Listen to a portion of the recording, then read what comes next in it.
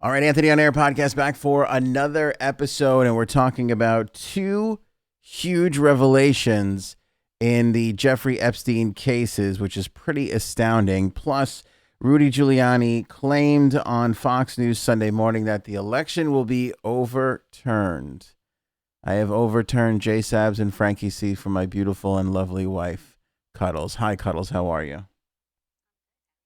I'm doing excellent. Again, you can't see her, but she'll be joining us all episode long. She's currently tending to the kids, so you'll have to just deal with looking at this mug. This episode is sponsored by our good pals over at Hero Soap Company. Go grab yourself a bar of soap. More on them in a second. We have links in the description below. So let's start with Epstein. Two pretty big revelations coming here, and I'm going to start with this one, which is that we just found out that one of Epstein's lawyers was dating one of the prosecutors back in 2007 before they, or as they were arresting him and prosecuting Jeffrey Epstein, right? I mean, you can't see my wife. Her jaw just dropped. It's unethical, to answer your question. And it's literally part A, and part B is going to be probably equally as astounding. But yes, so this is what happened. And this was, by the way, during the time, that's the first time he was prosecuted, when he got the sweetheart deal. It came to light, Lillian Sanchez, who was a member of Epstein's defense team, in 2008, when he was facing a potential federal indictment and life imprisonment for sexually abusing dozens of girls between 1999 and 2007, had dated, I should say, not was dating, had dated Matthew Menchel, one of the prosecutors who worked on the plea deal.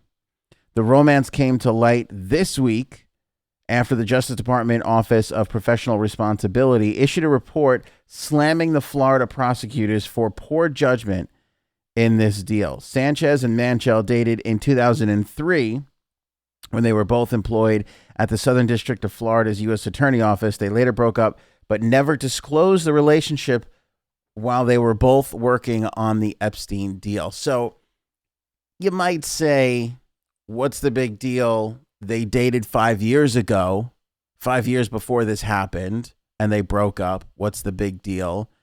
You might say, lawyers date other lawyers, and this kind of thing probably happens all the time. But at the same time, if it's not that big of a deal, then why not disclose it when you're working on it? Why do they have to find out all these years later that you were dating and you didn't disclose it? Right? Shady.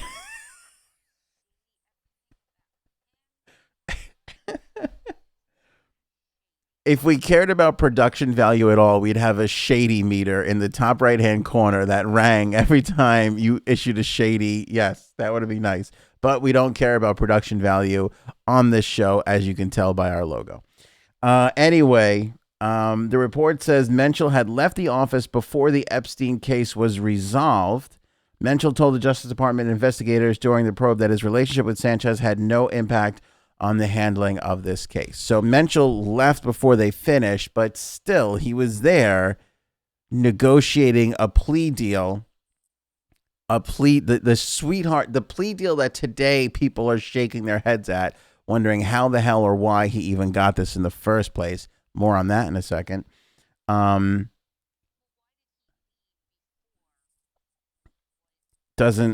It doesn't really say. Maybe he got a different job offer or whatever he got.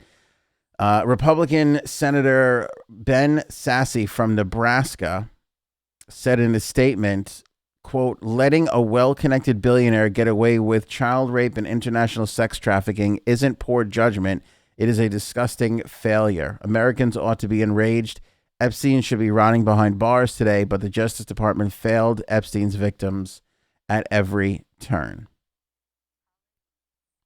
Yeah. So, I mean, this is just one of those things where this is just, again, part A of this, where I always like to try and dissect both sides and see what's what. And if it wasn't that big of a deal, it wasn't that big of a deal. But again, then just disclose it. Be like, hey, we dated 5 years ago, and then you let everybody decide what sort of an impact that will have from there. But wait, more on this, because we haven't talked a bunch about Alex Acosta yet. And we're about to get into that right now in part 2. But first, let's do our read for Hero Soap Company. This is my favorite soap on the planet. Just ask my wife how much happier I am after a Hero Soap shower, babe. Very happy. You smell great. Thank you. That's good for me. That's oh no, and subsequently good for me in return. Be honest with you, helps in that department. I am not brave enough like our men and women in the armed forces that fight for our country.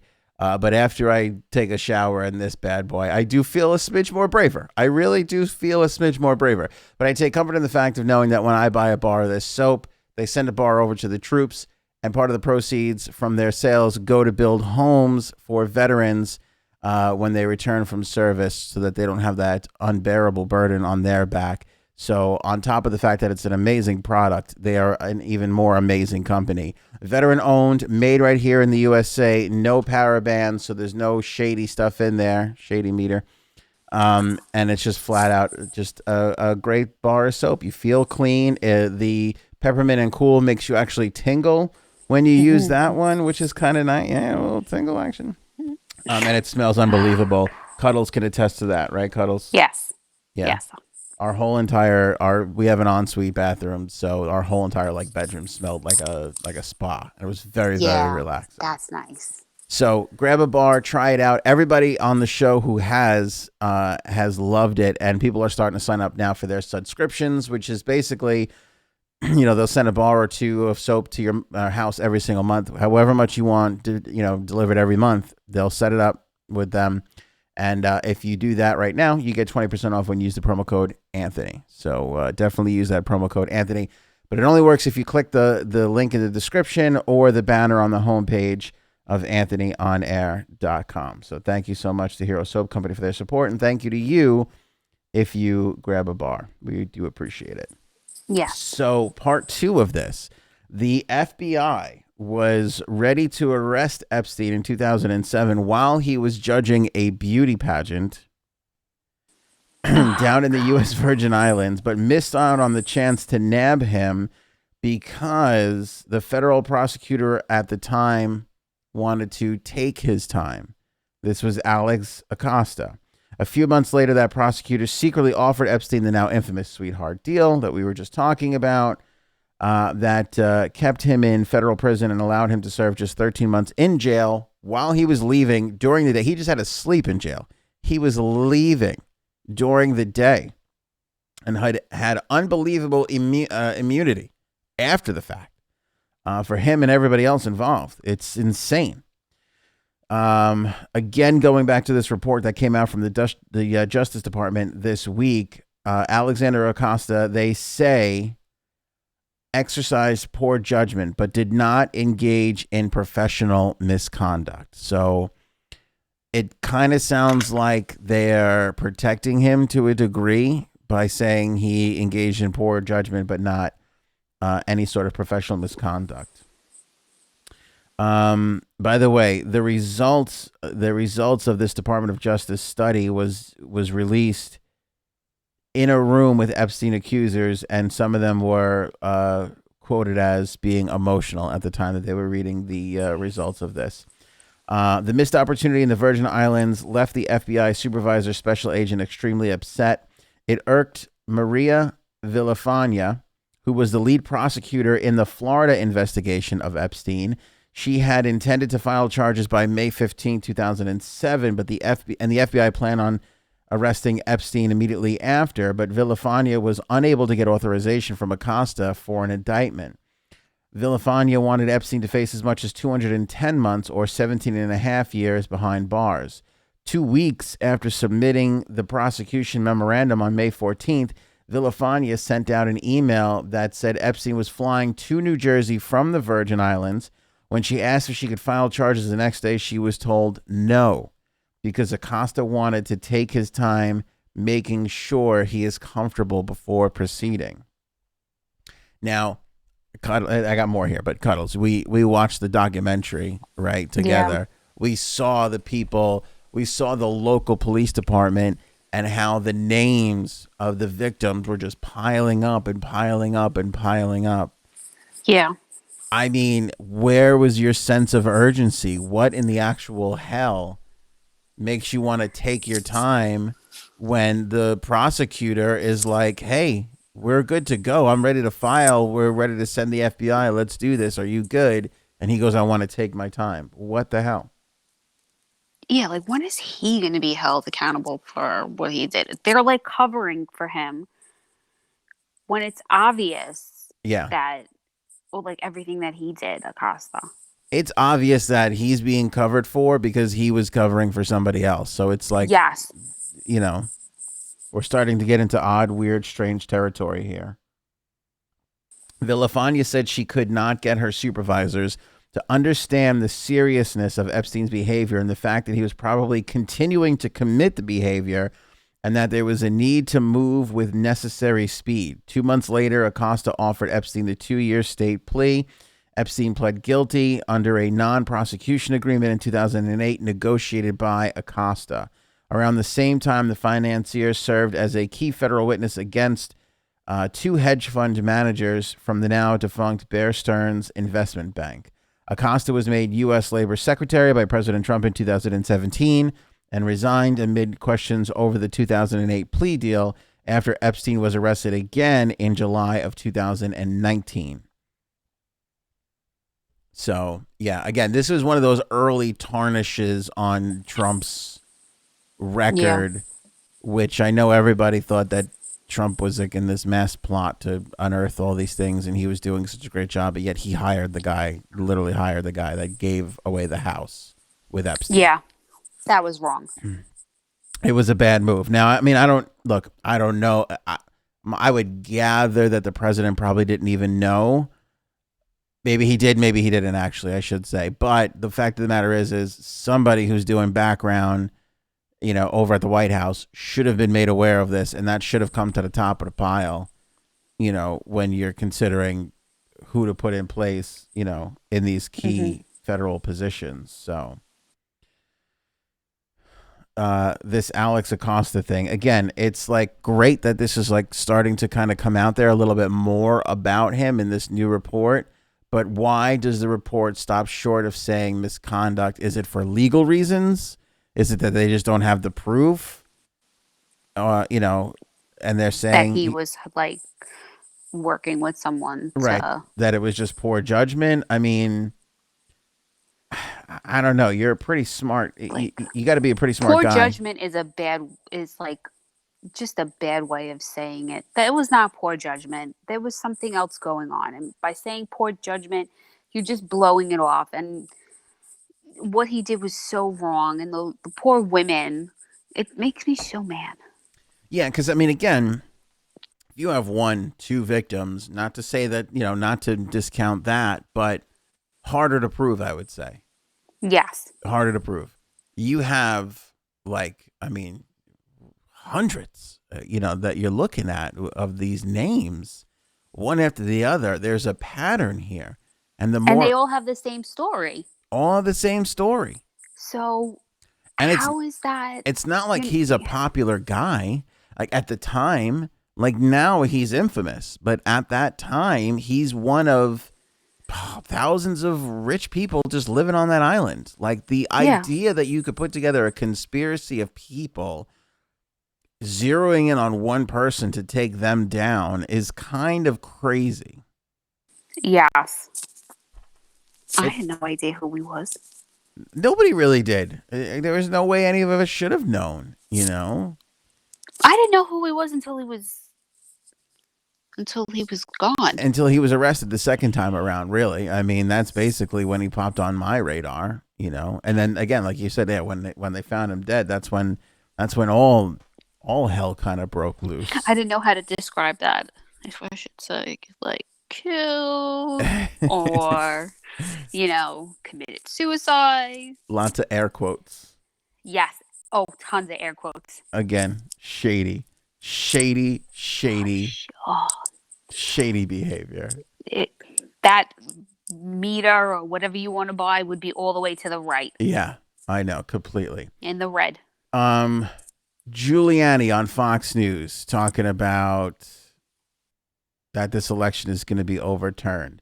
Let's hop into that after we put a plug up here for our merch, which is available right now at the Anthony On Air store, anthonyonair.com.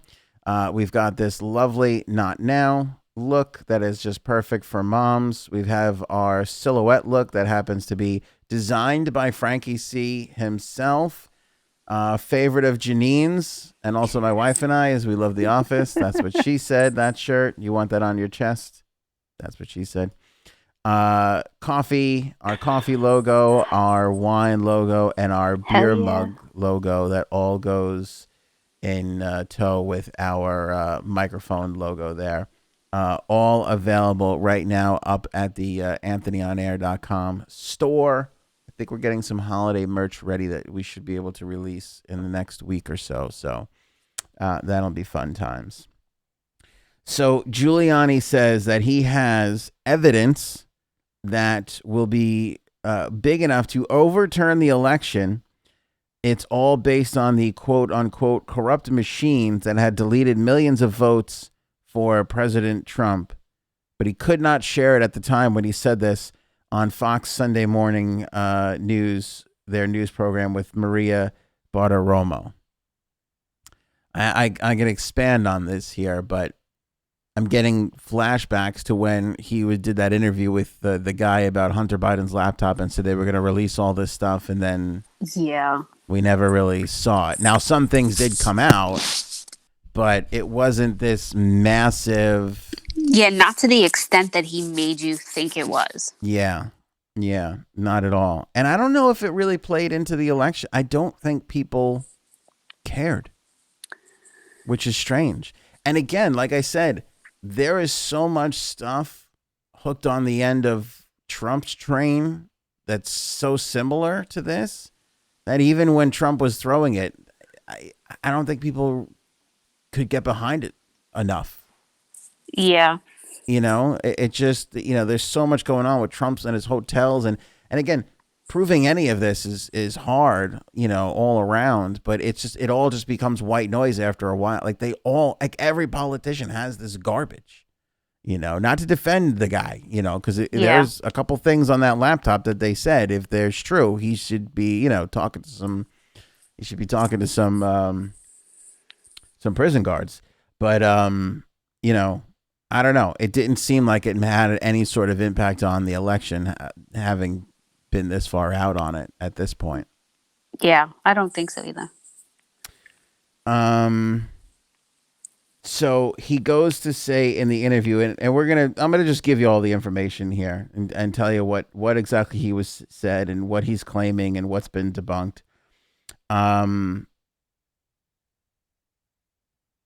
He's claiming that the president actually won the key swing states that were called for Joe Biden.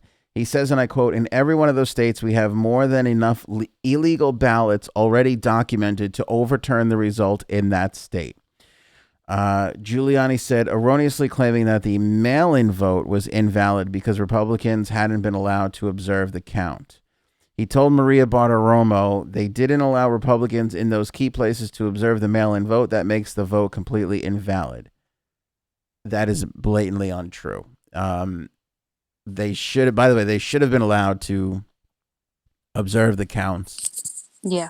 I did see a report somewhere that some guy, one of the Republican guys, was like, I was there. I observed the count. I don't know what the big thing is. I don't think they let everybody in. And I think that's kind of what started this whole hubbub, because I did see a signed affidavit from somebody that said I was there and they let me observe the counts. So again, I wasn't there. I don't know. You can believe whatever you want to believe. I'm just telling you what I was told. But yeah, mail-in balloting counts regardless. Like it's a vote. Like I said, I've been tasked with that like early on when I was in high school or college, I had to be one of those people that was there to, watch the count, to check up on the count, check up on the machines and stuff like that. There was a whole procedure, and you went in and you said, "I'm here for the thing," and like, let me check, and they go, "Okay," and they show you the thing, and you look at all the numbers, and you see, and you make sure it all adds up, and it's all okay, all right, that's it, and it was done. It's not that huge. It's not like you sit there the whole time and watch every single one of those things get Yeah. counted. So that was that part. So that part he's kind of incorrect about. Trump's reelection campaign has filed a flurry of lawsuits contesting that the vote count in battleground states. But some of those state cases have already been rejected by the judges who ruled their claims of fraud were unfounded or hearsay. A recount would also have to overcome Biden's commanding 65,000 vote advantage in Pennsylvania or 146,000 vote lead in Michigan. Trump's legal team threw in the towel on Arizona on Friday, acknowledging that they wouldn't overtake Biden in the Grand Canyon state. I did not know that they gave up on Arizona, because I actually thought that was the place that they had at one point, that was the place that I thought they had the best chance of doing, because Biden only was up by 11,000 and they still hadn't counted the military votes that were yet to come in. But Yeah. if as they continue to count, whatever was left in the state was way bigger than whatever the military vote total would have been, that would be the reason why they would throw in the towel. Giuliani nonetheless claimed that the campaign had enough affidavits from witnesses who reportedly saw fraud to void hundreds of thousands of votes for the former vice president. He said, quote, "We already have enough affidavits from people who were pushed out from being able to observe. So in each one of those states that he lost narrowly, he won those states probably by 2 or 3%. Trump and his allies have continued pushing claims of widespread fraud. The Cybersecurity and Infrastructure Security Agency, the federal agency that oversees U.S. election security, said the election was the most secure in American history." The main claim here is that from the president is that Dominion Voting Systems, a Canadian voting software company that provided machines used in 28 states, deleted or switched votes for Trump. The company has denied the claim. It has also been debunked by the Associated Press. Giuliani insists that he has proof, but could not show it yet. He said, "We have proof that I can't disclose yet of the corrupt machines. This has to be examined beyond this election, which I believe will get overturned." So he's saying that the issue is in the software, that the software was what messed it up. Now, a couple things here. There's a lot of the claims that have been coming out that have been pushed by President Trump and some other people are from a pro-Trump blog that reports that Dominion deleted 2.7 million Trump votes nationwide. Data analysis finds 221,000 Pennsylvania votes switched from President Trump to Biden, 941,000 Trump votes deleted in the states using this voting system. If this is true, obviously should be investigated. So far, no one has been able to prove this. So if Giuliani can prove it, okay. But you have to have it. You have to prove it. Yeah. Or else what are we talking about here? You know what I mean? Like, there's a lot of theory swirling around that President Trump is rousing his base, fundraising like crazy, making plans for a 2024 run, which is all well and good, but you don't want to take it too far that you tarnish what you've done by this insane, like I keep saying, like I would love to talk to Mike Pence because he must be fuming. That poor guy. He has got to be fuming. Yeah. Right now, because every second this ticks by, he becomes less valuable as an alternative or as a challenge to Joe Biden in 2024. According to the Associated Press, now you can say that they are full of it if you'd like. That's okay with me. There is no evidence that any voting system deleted or lost votes, changed votes, or was in any way compromised.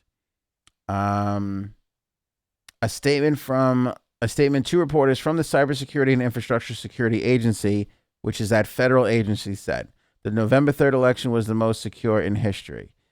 Dominion Voting System said in a statement that it denies claims about any vote switched or alleged software issues within our voting system. They did acknowledge that there have been a small handful of issues that were the result of human error involving voting technology, not the software itself. Meaning that when they were tabulating whatever, it was an error on the human side that was corrected. Mm-hmm. That had nothing to do with the machine itself switching votes. Now, it is my understanding, and I could be wrong about this, that any election machinery is not connected to the internet. Because as soon as you connect those machines, you are immediately, no matter how good your security is, you are immediately exposing it to threats of being hacked. Yeah. If you don't connect those machines, there is no threat. I mean, you could still do whatever. I mean, I'm sure whatever MacGyver thing you can figure out. But if the capability to enter into those machines is not there, there is no threat of hacking it.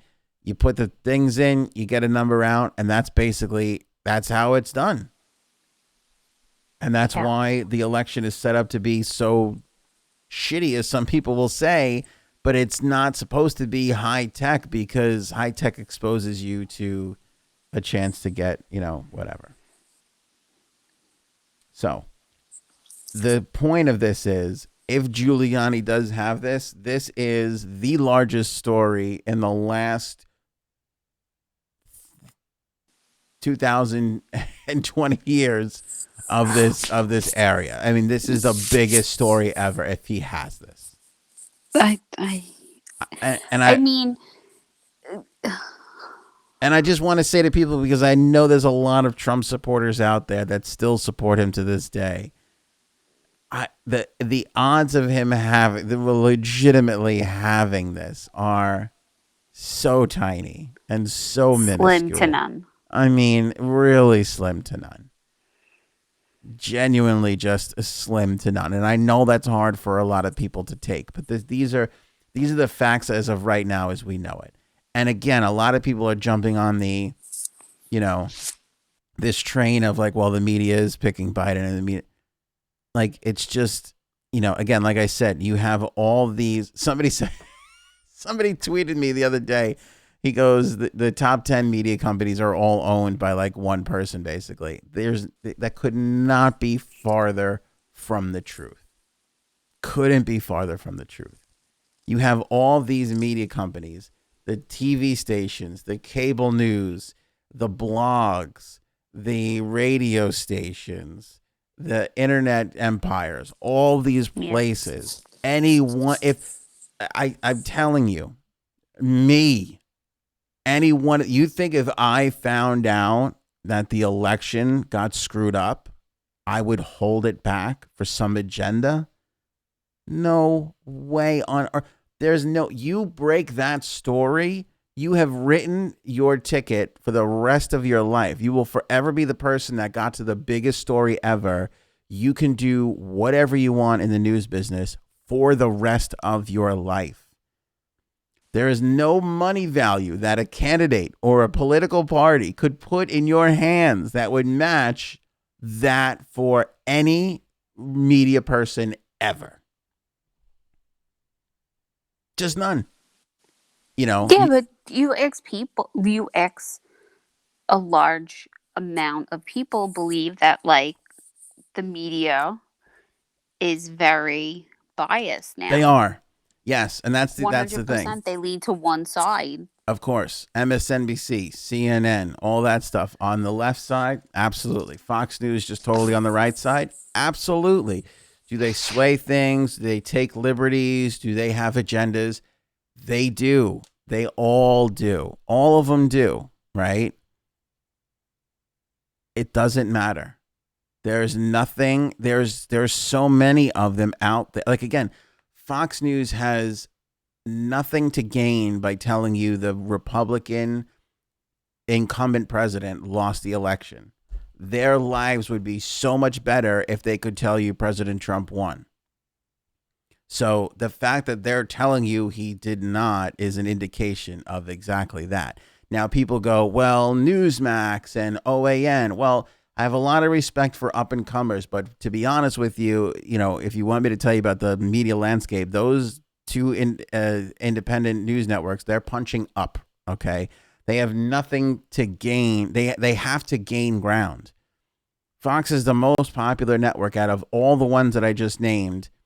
So they'd have to leapfrog a lot of people to get into that arena. So it's in Newsmax and OAN's best interest to be sitting here spinning this election was rigged thing, because as Fox News goes, well, the machine's this, and they're doing it a little bit, Hannity and all them, they're doing it a little bit. They're playing the game a little bit. At the end of the day, though, there's an obligation to report the facts and what really happened.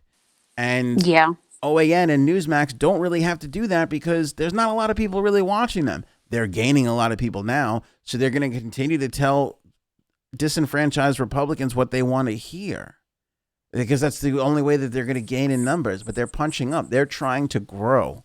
They're more interested in becoming a player than telling you the truth, because there's far too many other people that are reporting what is actually going on, and their only opportunity to gain ground in this is to keep spinning this narrative. And that's just the flat out truth. And I know somebody who worked at Newsmax. I'm well aware of what's going on in the landscape. It's just, that's exactly what's happening. So, I mean, I hate to be so blunt. Again, if Giuliani drops this thing and it's real, biggest story ever. And if he's got it, he's got it. I'll be the biggest believer. If you're asking me to put money on it right now, I'm betting against him. I'm flat out going to bet against him. I know. But, again, I've been saying all along, the president should exhaust every single legal alley that he wants to. But at some point, somebody from the RNC and Mike Pence is going to get pissed off that he's ruining their chances. They're even talking about him running again in 2024. Again, don't ruin your own chances if that's the case. If that's the case, don't ruin your own chances, because at some point, there's going to be another Republican president. And if you go too hard on this voting system is rigged and shit, it's going to come back to bite you in the ass at some point on the other end. I feel like this is never going to end. It'll end. I'm so tired of this. If people are wondering when it's going to end, December 8th, the states are going to certify the results of the election. So by December 8th, basically, this should all be quieted down at this point. Which, by the way, they did every year at December 8th. We've just never paid that. That always used to be like the 9th story on the 6 o'clock news. That was always the 10-second blur before you went to break and came back with sports, which was all the states today certified the election results. The guy who we said won 2 months ago actually won. And that was it. And nobody cared. But it's such a big deal now because Trump has this huge base and huge following, and people aren't aware that this has always been the way it's been, and that's why it's so much louder now. Because I can remember this coming up in my high school social studies class, being like, why is this a story today? And having it explained to all of us about how the actual, election works and everything. So that's the latest. Sister Mary O'Keefe, my history teacher, never told me any of this stuff. I didn't know any of this. Really? Yeah. She was 90 when I was in high school, so I don't even know if she's still there, or else I'd go and I'd yell at her. I was lucky enough to have Mr. Diorio in Archbishop Malloy High School, and he, aside from being a family friend, full disclosure, unlike the Epstein lawyers, he taught us very, very well. And got us all very involved. He was the one that was like, if he would get so mad, he goes, I'm angry that you guys you're able to vote. He goes, but if you're gonna just go out there all willy nilly, he goes, the least I could do is put some education in your brain on as far as what's going on in the world. And he was the one who taught us, and he was the one who first got us to register to vote. He actually handed me the first slip because what age could you register at 18, right? Yeah. Yeah. And I took government like senior year as like an elective. And didn't go over any of the stuff. Nothing. Did you have speakers? Because we had Secret Service agents and we had politicians coming in. Wait, at the school? Yeah. No. I went to an all-girl school. Like, no one, the only males were like some of the teachers and Hercules, the janitor. Other than that, males were not allowed in our school. Hercules, the janitor.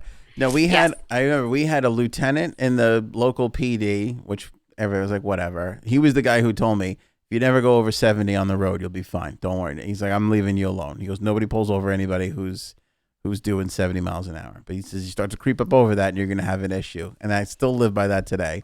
And he's right, because every time I got pulled over, I was doing over 70. And then we had somebody come in from the Secret Service.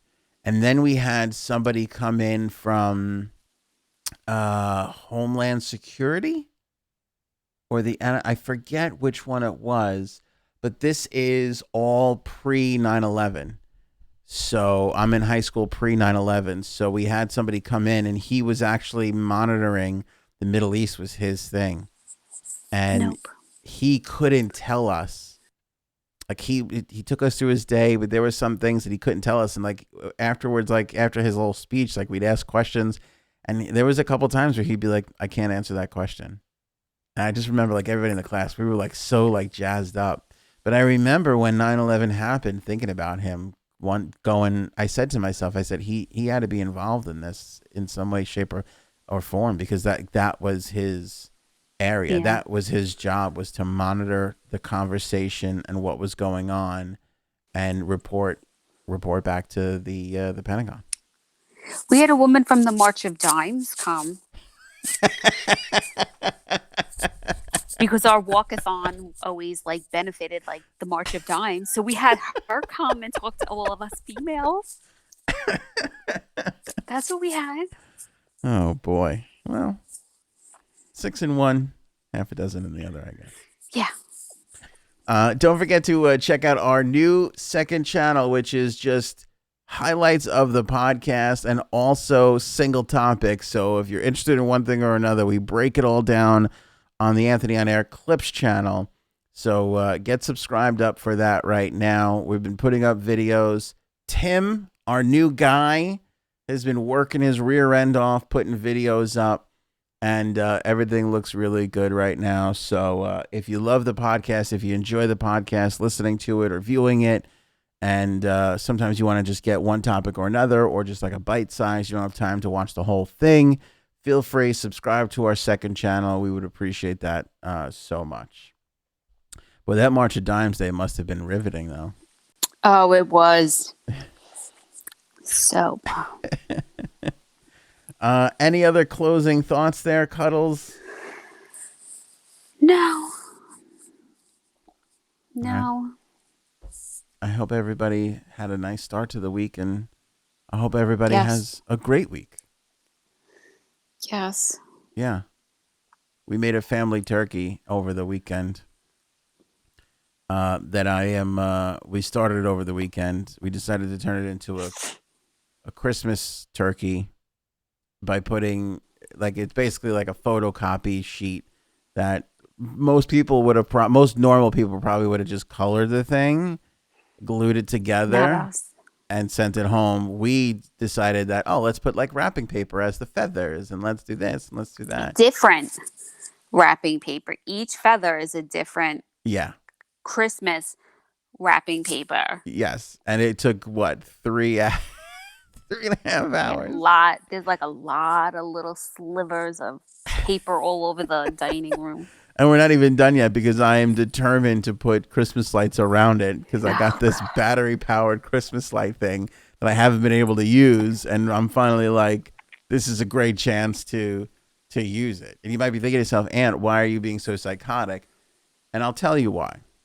This is the first family project that we've had to do with our son in school. He's in kindergarten. And thanks, because I almost said first grade. Like my wife, I think you saw it in my eyes that I lost all. I didn't have any idea really. But anyway, he's going to be with these kids probably for a really long time. Science projects, all this stuff. So I am literally laying the gauntlet down. I'm sending a message to the other parents. Like, look up, bucko. Here I am. This is what you're going to have to deal with. Like, we came to play. Like, science projects are going to be some shit. We're going to be in danger of burning down the gymnasium when we present during the science fair every single time out. And I want you to know that now. I'm laying out the next 10, 11 years for these parents right here on day one. We came to play. We are not messing around. Yeah, nope. 100%. Trips to the hospital will be had. Okay. Blood stains will be bleached. All right. We have come to play. We are not messing around. My goal is to, by the time our kid graduates high school, we'd look back at our record of family projects and Tim Allen would be like, Jesus Christ, that guy was out of control. That's my goal. Okay. Is that Tim the Tool Man Taylor will be like, holy shit. I want to win the Bidford Lifetime Achievement Award. That's the goal here. I get that. But he is in kindergarten. I don't know if he's going to be able to turn that, find the light area. He'll find it. He's going to be the only turkey on and off. I still have to it's a lot. He's going to be the only kid that says this to his teacher. No. You have to turn the on buttons in the back. Oh. We came to play, baby. We came to play. People love it when Cuddles is on the show, and I hope that makes you feel good, Cuddles. I appreciate that. It does. Because my wife is not actually the funnier one out of the two of us, but not the professionally trained person to be doing this. So her hopping in to help out is always greatly appreciated by myself. And the fact that she's been so well received in the comments is very, very kind. So I want to thank everybody for doing that. Yes, thank you. And just know, I will never ask you to stop shitting on Frank or Jay Sabs. You guys do that as long as however much you want to do that. You're never going to get a complaint out of me. But I will acknowledge some of the nice people that said nice things about Cuddles. So thank you for that. Thank you. Yeah. Thank you, whoever said nice things about me. A lot of people did. It was very, very nice. So thank you for that. Grab your bar of Hero Soap Company from the link in the description below or by clicking on that banner on the homepage of AnthonyOnAir.com. Like I said, every time you buy a bar of soap, they send a bar to the troops. They are incredibly kind. This is a first-class, made-in-America, veteran-owned company that makes an unbelievable product. So try yours today. Everybody who has bought one is buying more. They're signing up for those subscriptions. You can save 20% off on a subscription when you use the promo code Anthony. Thank you guys so much for checking out this episode. Don't forget to subscribe to our second channel. Check out the merch. Again, links for all this stuff is down in the description below. Have a great day. Take care.